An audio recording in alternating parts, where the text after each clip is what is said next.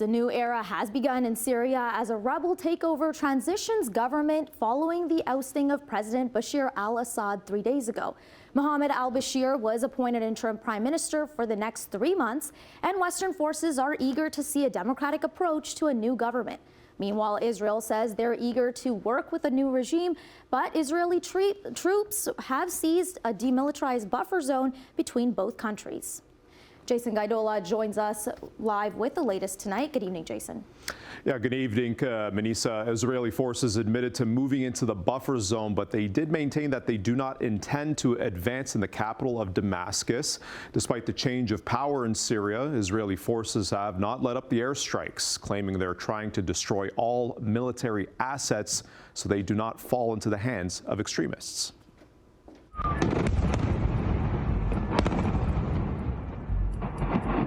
A series of explosions in the Syrian capital of Damascus this week were among the many Israeli airstrikes across the country, according to Syrian security sources.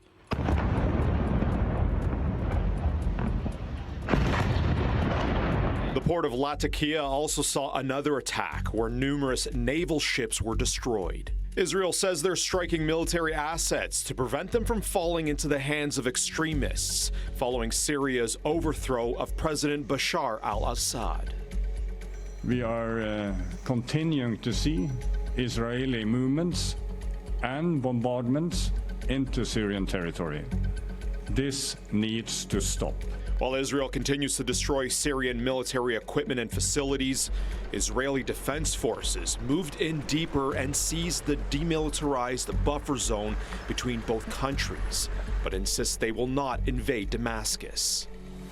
This is a turning point for Syria. It should not be used by its neighbors to encroach on the territory of Syria. It should be used by all those in the region and beyond to support the Syrian people so they can choose their own path. Despite the bombing, the streets of Damascus saw fireworks and celebration on Human Rights Day after an Assad family ruled for more than 50 years. Rebel forces began to seize the capital and even ransacked the presidential palace. The takeover includes the appointment of Mohammed al-Bashir as caretaker prime minister in the interim.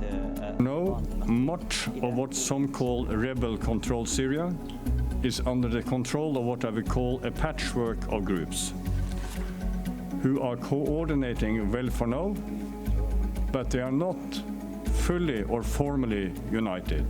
Hayat Tahrir al-Sham is using the right words, but we will of course judge them not by those words, but by their actions over the coming days, the coming weeks, the coming months. We recognize Syria as a state. We have not recognized the HTS as the governing authority in Syria. There are calls to allow Syrian citizens to shape their future government and not the numerous military factions within the region, including ISIS, the Kurdish militia, and Turkey. And so we are going to see what's going to happen next. But now, as I mentioned to you, HTS is really now the main force, the main rebel. And behind it, or behind the rebels, is Turkey. And Turkey today has a lot of political leverage in Syria. Israeli Prime Minister Benjamin Netanyahu says he's willing to work with the current regime as long as they don't threaten his country's security.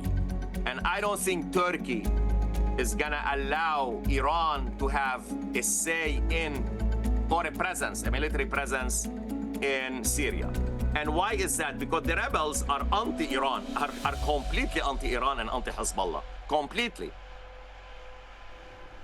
And back here in Canada, Immigration Minister Mark Miller says Ottawa will continue to evaluate the asylum claims of people who have fled Syria, amid some European countries also pausing claims of their own.